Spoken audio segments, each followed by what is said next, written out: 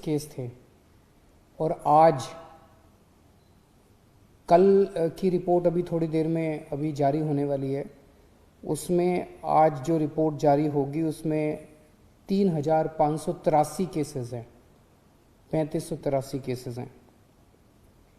एक तरह से दिल्ली, जैसा मैंने हमेशा कहा है कि दिल्ली ने सबसे ज़्यादा मुश्किल कोरोना की स्थिति को एनकाउंटर किया है। दिल्ली के लिए ये चौथी वेव है, देश के लिए ये दूसरी वेव हो सकती है, लेकिन दिल्ली के लिए ये चौथी वेव है, चौथी पीक हम लोग एनकाउंटर कर रहे हैं। लेकिन ये वाली पीक में जो देखने को मिला है कि एक्सपोनेंशियली इंक्रीज हो रहा, बहुत तेज़ी से केसेस दिन ब दिन इतनी तेज़ी के साथ केसेस बढ़ते जा रहे हैं।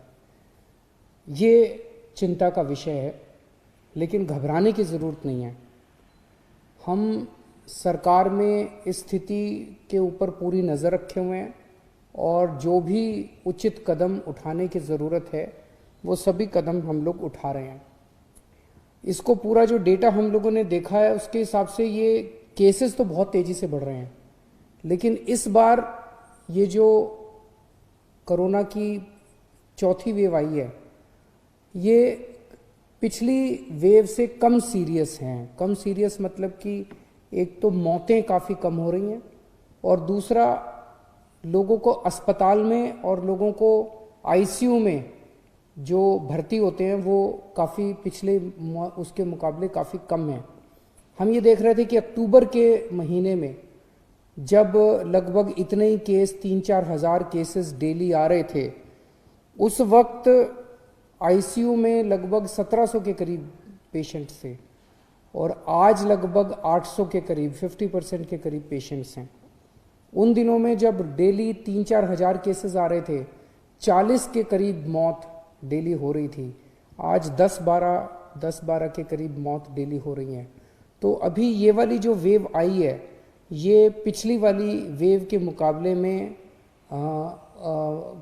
कम सीरियस है कि लोगों को कम अस्पताल जाना पड़ रहा है, होम आइसोलेशन में लोगों का इलाज अच्छे से हो रहा है। अभी जो स्थिति है, सरकार में लॉकडाउन किसी भी तरह का करने का कोई विचार नहीं है। हम स्थिति पे नज़र रखे हुए हैं। भविष्य में अगर ज़रूरत कभी पड़ेगी तो मैं आपसे बातचीत करके ऐसा कोई निर्णय लिया जाएगा, लेकिन अभी फ़िलहाल कोई लॉकडाउन करने का सरकार का निर्णय नहीं, सरकार का विचार नहीं है।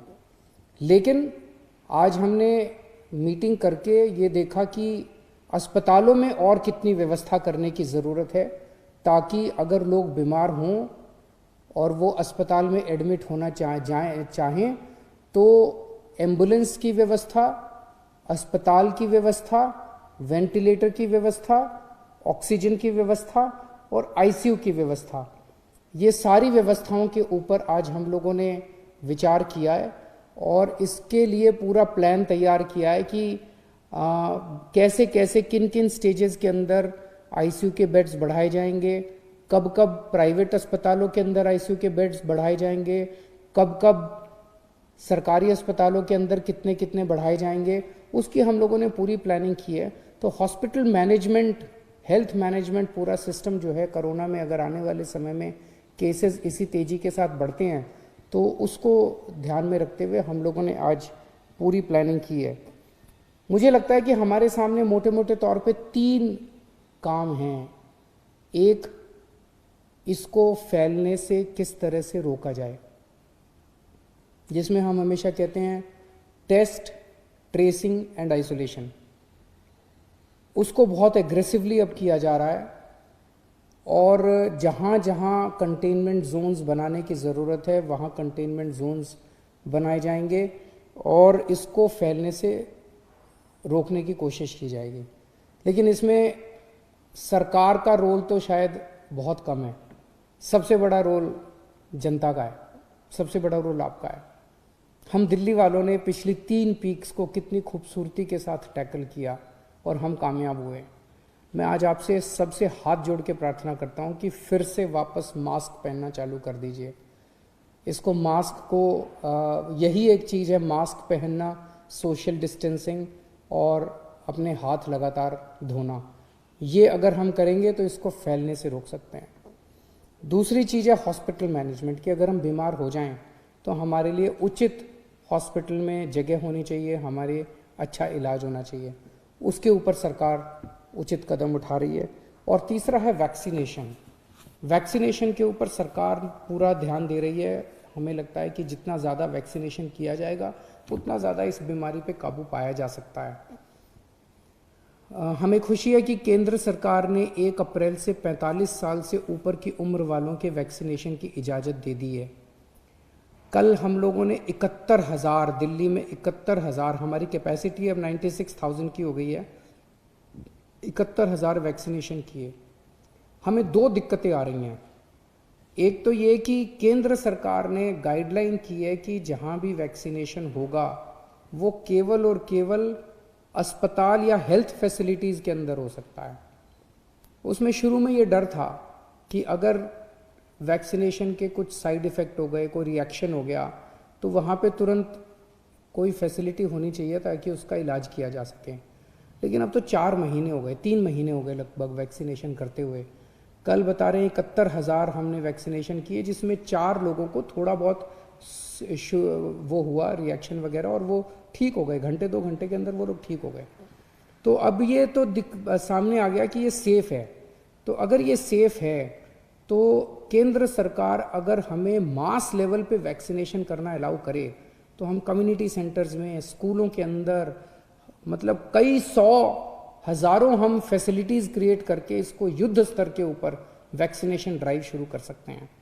और अगर युद्ध स्तर के ऊपर वैक्सीनेशन ड्राइव शुरू की गई तो मुझे लगता है कि कोरोना को कंट्रोल करने में हम लोगों को मदद मिलेगी। उसकी हम पूरी, इसके बारे में उचित व्यवस्था की जा सकती है कि जहाँ जहाँ करेंगे हम एम्बुलेंस का इंतज़ाम कर दें, वो तुरंत कोई फर्स्ट एड का इंतज़ाम कर दें, उनको अगर किसी को बाई चांस कोई रिएक्शन वगैरह होता है तो उसको देखभाल करने का इंतज़ाम किया जा सकता है। लेकिन अगर हम नॉन हेल्थ फैसिलिटीज़ में अलाउ नहीं करेंगे तो इसकी एक सीमा है जिसके बियॉन्ड हम नहीं जा पाएंगे। और दूसरा ये कि अब ये उम्र 45 साल की उम्र वाला क्लॉज हटा के और सारी जनता को एक साथ वैक्सीनेट, युद्ध स्तर के ऊपर वैक्सीनेशन करने का कार्य कर देना चाहिए ताकि हमें सबको इससे निजात मिल सके, कोरोना से निजात मिल सके। तो मैं उम्मीद करता हूं कि केंद्र सरकार इसको पूरा गौर करेगी और युद्ध स्तर के ऊपर राज्य सरकारों को अपने स्तर पे वैक्सीनेशन करने की इजाज़त देगी। और अंत में मैं जनता से अपील करना चाहता हूं कि दिल्ली की जनता ने बड़े बड़े काम करके दिखाए हैं और ये चौथी वेव भी हम लोग ज़रूर इस पे काबू पाएंगे। लेकिन आपसे फिर से अपील है कि मास्क ज़रूर पहनिए, सोशल डिस्टेंसिंग कीजिए और अपने हाथों को लगातार साबुन से या सैनिटाइज़र से साफ़ करते रहिए। बहुत बहुत शुक्रिया।